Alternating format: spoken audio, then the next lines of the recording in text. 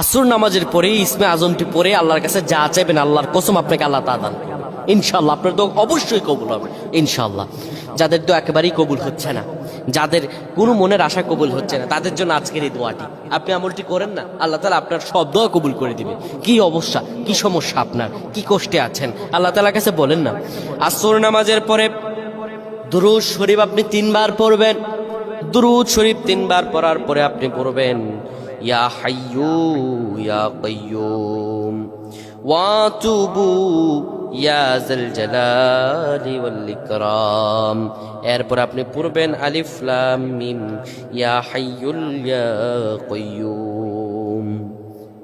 এরপর আপনি পড়বেন ইয়া হাইয়ু ইয়া কাইয়ুম ওয়া তুবু ইলাইহি। আপনি পড়েন, আপনার সব দোয়া আল্লাহ কবুল করে দেবে। অভাব অনটন আর রিজিকের কষ্ট আল্লাহ সব দূর করে